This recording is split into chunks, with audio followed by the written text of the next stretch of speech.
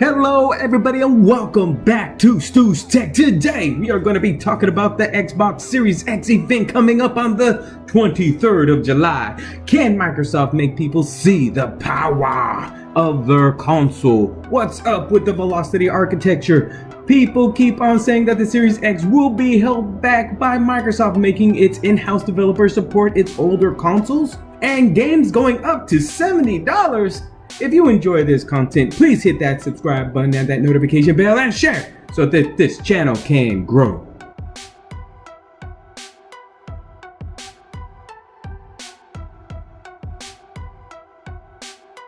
Hello everybody and welcome back to Stu's Tech. It has been a while, 2 weeks since my last video, taking my time and making sure that I'm getting the right news for you when it comes to exciting tech in the console video game world. Hopefully, we'll start to expand my wings into other things, but we'll only do so if I start getting more people subscribing to the channel, so share!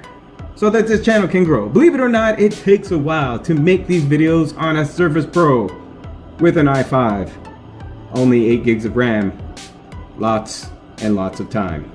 Let's talk about that event happening on the 23rd of this month, just 8 days away. Can't wait. And I am a little scared because right now, at this moment, I am going to choose a side and I'm going Microsoft. The only reason why is because I am tired of the Sony narrative. Tired of hearing SSD.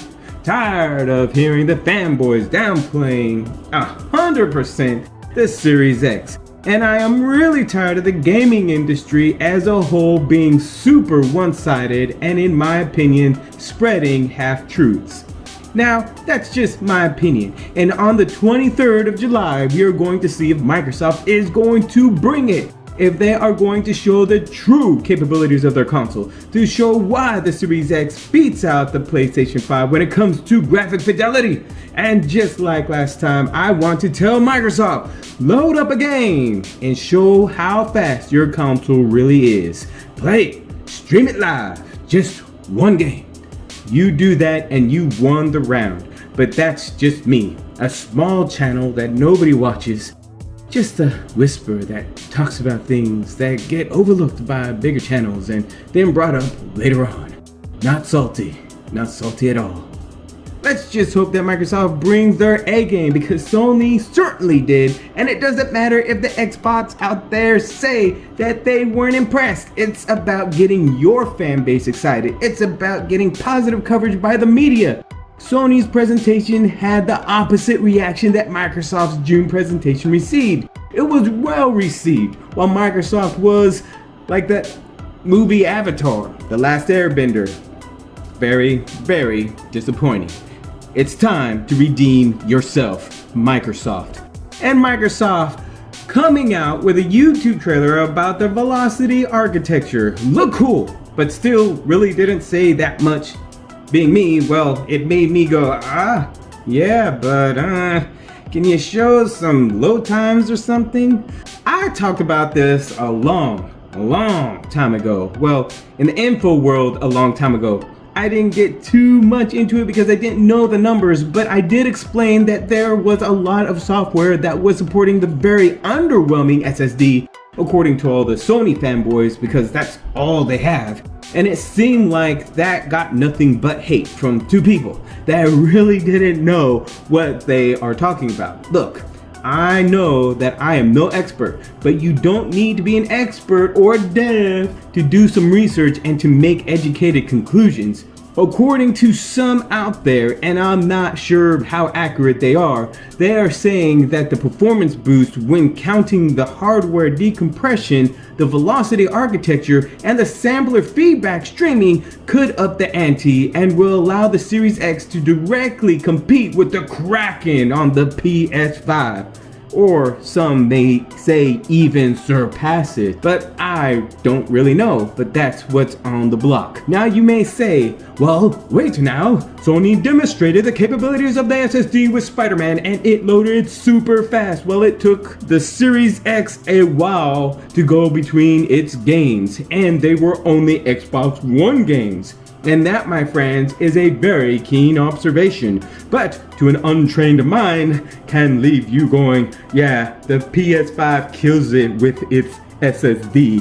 Xbox SSD is super slow compared to the PS5. You have to remember that the PS5 SSD is very capable and uses a little bit of software to boost it from 5.5 gigabits per second to 9 gigabits per second, using the Kraken, which is super efficient and fast and is only slower than a couple of its newer sisters. So hardware wise, it is way more capable than the Series X SSD, so it can brute force older games and load them really quickly. The Series X doesn't do the same thing. The SSD on the Series X is fast, but not PS5 fast when it comes to the hardware itself. It's only 2.4 gigabytes per second up to 4.8 gigabytes per second. That's hardware only. Unlike the PS5 where the hardware can just do it. The Series X has to have the games optimized to utilize its software to get load times and textures moving quicker. The Series X SSD is more software dependent than the PS5's SSD, and hopefully, like I said before, we will see how fast it is during the July 23rd event. Hopefully. Come on, Microsoft, don't let me down.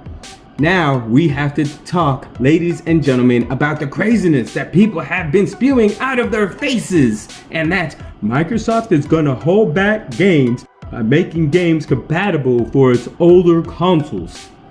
Now, I'm not gonna lie, I am not an expert, as I have said earlier in this video, and maybe you're right in some sort of way, maybe depending on what you're talking about, but look at the minimum requirements it takes to run Control and Assassin's Creed Syndicate.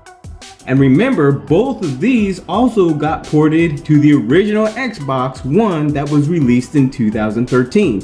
There will be no issues. There will be no holding back. They're all using x86 architecture.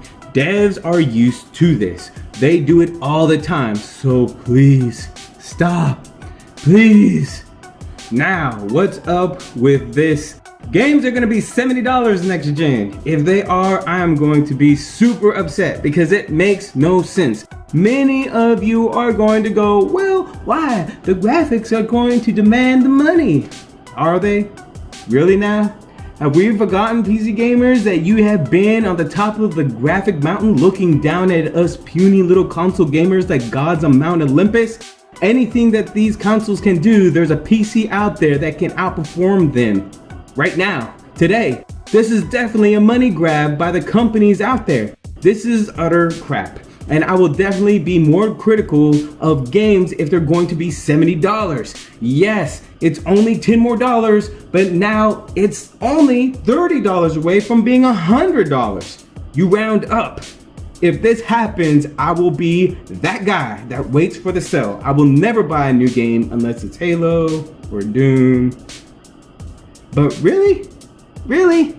They already make more money because of all the digital sales out there. Imagine if you only had to make one of something and didn't have to use any resources at all to give it to as many people that wanted it. Yeah, this is definitely a money grab, and I will be very disappointed if that is true, especially since the graphics aren't going to be better than a top-tier gaming rig that's out there right now, today, with games that aren't $70. Come on, man. Is Microsoft going to deliver on the 23rd with its Xbox Series X event? Will the Series X true power be on display and wow people and show the world why it's the most powerful console? Can the Velocity architecture compete with the mighty SSD of the PS5? Will the older Xboxes hold back new games? Will games turn hard-working men and women into penniless gamers? Comment down below. And if you like this content, please hit that subscribe button and that notification bell and share so that this channel can grow. And like always, my friends, live long, play hard, I'm out.